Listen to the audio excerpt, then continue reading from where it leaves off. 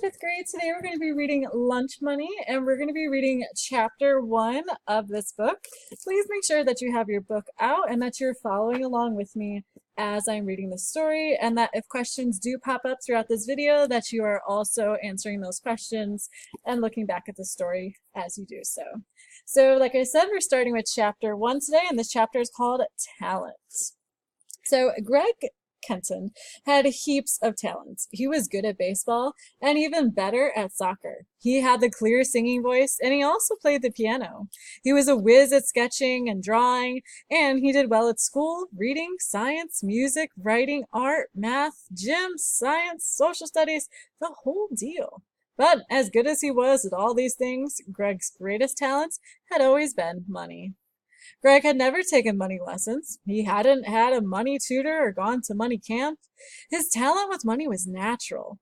He had always understood money. He knew how to save it, how to keep track of it, how to grow it, and most of all, how to make it.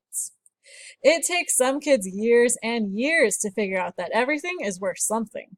Not Greg. Sitting in a grocery cart by the door of the supermarket, he had watched with sharp brown eyes as his mom dropped a small metal disc into a red machine. Then she turned the crank and a handful of M&Ms had rattled out into her hands. Greg loved the sweet country taste.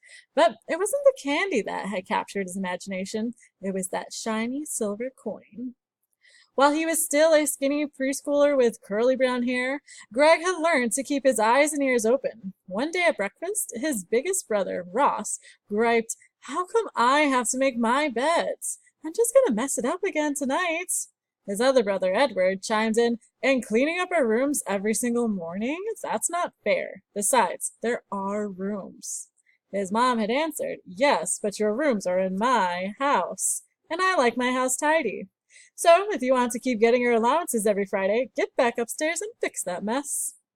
Ross and Edward had grumbled all the way back to their rooms. Their little brother followed them, and 2 minutes later, Greg had started a housekeeping business. Making a bed, 10 cents. Putting dirty clothes in the laundry, 5 cents.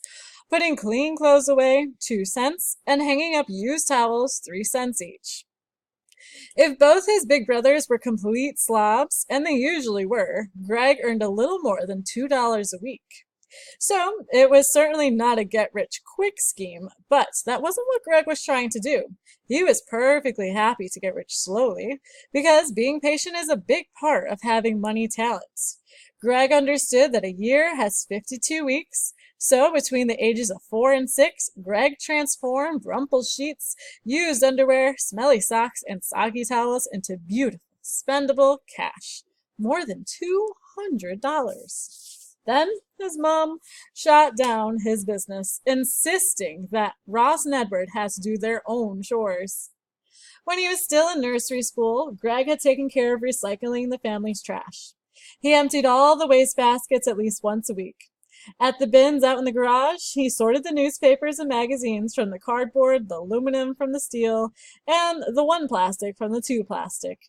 As a reward for the service, which took him only 10 minutes a week, Greg was allowed to keep the deposit refunds on all the cans and bottles. This added up to about $4 a month in the cool seasons and $8 a month during the long, thirsty summers. As a 7- and 8-year-old, Greg had found other ways to make money around the house and yard. He shined his dad's and mom's dress shoes for 50 cents a pair. He scrubbed black heel marks and old wax off the floor tiles in the kitchen for 10 cents a square. He dug dandelions out of the lawn at the rate of 4 for a nickel. And he picked Japanese beetles off the shrubs for a penny a bug. At first, Greg simply enjoyed having the money he made. Cash was fun and interesting, all by itself. He liked sorting and stacking the bills, singles, 5s, 10s, 20s, and even a few 50s he gotten from his grandparents for Christmas. He studied the faces of the famous presidents and Alexander Hamilton, too, who he discovered was never a president, only the first Secretary of the Treasury of the United States. He looked at the engraving of the bills with a magnifying glass, studying the tiny face of Lincoln sitting there on his big square chair inside the Lincoln Memorial on the back of every $5 bill. Greg found the coins just as interesting. He loved making rolls of quarters, dimes, nickels, and pennies, stacks and stacks of them. And the golden Sacagawea dollar coins, he didn't put them in rolls. He had collected 27 of them, which he kept hidden in a sock in the bottom drawer of his dresser. Every once in a while, he'd spread them out on his bed and count them again. Greg also became an amateur coin collector. It was exciting to come up with a mercury dime now and then, and he found a couple dozen of these gray pennies that had been made out of steel instead of copper during the Second World War. He had found pennies that were worth $10 or more, and that can get a kid thinking. As nice as it was to have the money itself, Greg quickly learned that it was also fun to spend some now and then. He would spend it for something special, like his own professional quality soccer ball, or one of those huge aluminum flashlights with 6 batteries that could throw a beam of light all the way across the lake at his grandpa's cabin. He bought cool stuff that he really wanted, and mostly when it seemed too long to wait until his birthday or Christmas. He bought collectible baseball cards, and he had also bought a few Beanie Babies, and then sold them for a nice profit. Sometimes he bought comic books for only a few, and only ones that looked like they would become more valuable. Greg loved comics, but he got to read all he wanted for free because his dad collected them. By the time he got to 3rd grade, Greg had set himself a goal. He wanted to be rich. He thought it would be fantastic to be able to spend all the money he wanted, anytime he felt like it. If he wanted to get the world's fastest computer plus 100 of the best games, no problem. If he wanted a car, a speedboat, a house in the mountains, a home theater system, or even a whole island out in the middle of the Pacific, plus his own seaplane and a private crew to fly him there, no problem. Greg was sure that someday he was going to be able to get anything he wanted. All he needed was money. And he wasn't that different from his friends. A lot of them also dreamed about getting rich, and some of them wanted to be famous too. Greg didn't care much about fame. What was the point? Besides, he figured that if he got rich enough, really super rich, then the famous part would happen automatically anyway. But there was one big difference between Greg and most of his friends. He wasn't just dreaming about getting rich, he was working at it. As Greg reached 3rd grade and then 4th, his whole neighborhood had become the land of opportunity. He was thin but wiry, and strong enough to tackle any job he put his mind to. Greg raked and bagged leaves in the fall and again in the spring. He washed cars all spring, summer, and fall, and on hot days he sold lemonades. He shoveled snow and salted icy sidewalks in the winter. Greg became a feeder of cats, a walker of dogs, and a collector of mail and newspapers for people on vacation. He swept garages and straightened up messy basements. If people ever decided to throw things away, Greg kept the good stuff for himself and hauled it home to his own little corner of the Kenton family garage. And when he had collected enough interesting junk, Greg would drag it all out to the end of the driveway, put up a sign, and hold a sale. Neighborhood money filled Greg's pockets the way rain fills puddles. For example, consider what Greg earned just from shoveling snow. He had 8 customers within 2 blocks of his house, and every time it snowed, he shoveled their front walks for a flat rate, $10.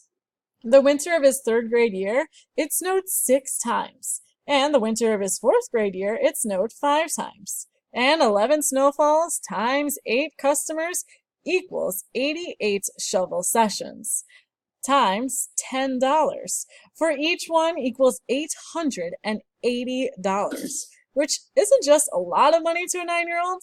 $880 is a lot of money to anybody. It hadn't taken Greg long to become the family banker. If his mom and dad were running late for a movie on Saturday night, Greg was happy to lend them $20, as long as they signed his little record book and promised to repay the money. And his parents got special treatments. They didn't have to pay Greg's usual lending fees. After all, they didn't charge him for the food he ate or for the safe, warm bed he slept in every night. So that seemed fair. But his brothers had to pay the regular rates. If his older brother needed an extra $5 to get that new baseball glove in time to break it in before the Babe Ruth tryouts, Greg was happy to lend him the money, as long as Edward signed the book and promised to pay back the $5 1 week later, plus a 50-cent fee. And Greg got the old mitt as part of the deal, because a used baseball glove might be worth something at his next driveway sale. And if Ross just had to have that hot new CD the instant it arrived at the music store, he knew his little brother would be happy to help for a fee. Both Ross and Edward made fun of Greg's money-making schemes. They called him Scrooge and Mr. Cashman and Old Moneybags and some other nicknames too. Still, whenever they needed money, they knew they would always be welcome at the First Family Bank of Greg. On Thursday, shortly after Greg had finished fourth grade, his dad pulled a reference book off a shelf next to the computer in the family room, along with the information he'd been looking for. He also found $25 bills tucked between the pages. Only one person in the family could have owned that money. So, at bedtime that night, he told Greg that he'd found it. Greg sat straight up in bed. "You put it all back, right?" His dad said, "Absolutely. But how about we go to the bank on Saturday morning and open up a savings account? That's where your money belongs." Greg had looked at him suspiciously. "Why?" "Because your money will be safe at the bank, and it'll be there when you need it, like when you go to college." Greg said, "But can I get my money out before then? Like if I see something I need at a yard sale?" His dad nodded. "You're allowed to get your money anytime you want, but if you take the money out of the bank, then the money won't grow." "Grow?" said Greg. "You mean earn interest, right?" A little surprised, his dad had nodded and said, "Right, earn interest. If you put $100 in the bank and leave it there for 1 year, the bank will add $5 more to it. So then you'll have $105. That's called earning 5% interest a year. And all the money has to do is sit there. Pretty neat, huh?" Greg thought about that. "So my money just sits there?" His dad said, "Well, actually, the bank will probably lend your money to other people, and then those other people will pay the bank interest for being able to use it. Just like the bank pays you that $5 of interest so that it can use your money." Greg said, "And I only get $5? If I let the bank use my $100 for a whole year? That stinks. Because if I spend $2 on lemon juice and sugar and paper cups, and if I sell 30 cups of lemonade this weekend, then in one weekend I'll make more money than the bank would pay me all year." "That's true," his dad said. "Making your own business investments is a way to earn more money faster as long as you're making good investments. But if you keep hiding money around the house, it could get lost or stolen."